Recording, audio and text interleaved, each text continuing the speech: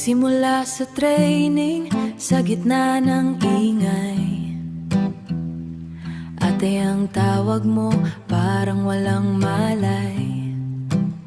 Tingin ko sa'yo noon, sadyang nonchalant.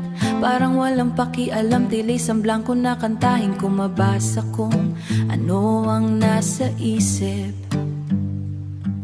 Kung sadyang tahimik lang ba o sadma ilap ang sagot sa silip.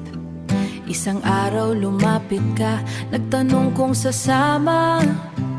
Sa team building na yon, di ko pa sigurado ang aking pasya. Pero sinabi kong sumunod ka rin pala. Kahit walang dalang tent, sa akin ka na lang nakihiga. Sa unang camping doon tayo nagsimula, sa ilalim ng bituin, sa tent nating dalawa. Nasundan pa noong Disyembre, tayo lang ang magkasama. Akala ko ayos na, akala ko'y may tutunuhan na. Ngunit bakit sa pangatlo, bigla kang nawala sa pagitan ng mga alaala? Bakit biglang nanlamig ang dala? Ngayon, nakita kitang online sa Messenger. Yung huling mensahe ko, naging multo na na-delivered. Hindi mo na binubuksan, hindi mo na pinapansin. Ano ba itong laro mo? Bakit kailangang umiwas sa akin?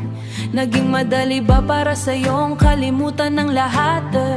O sadyang takot ka lang sa damdaming sadyang mabigat? Avoidance ba ito? O sadyang di ka lang seryoso? Mula sa pagiging hinte hanggang sa pagiging tayo, baka sa isip mo wala lang talagang halaga.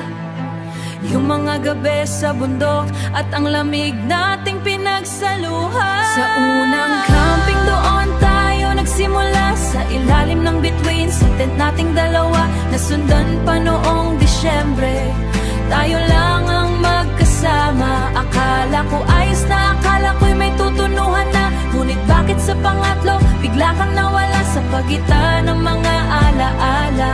Bakit biglang nanlamig ang dala? Nonsyalant ka nga ba talaga? O sadyang nagtago? Huling mensahe ko'y naghihintay-hintay habang ang puso'y bigo. Nakikita kitang online, pero sa buhay ko mukhang wala ka ng balak mag-online. Pwede lang ba ulit? O wala na talaga?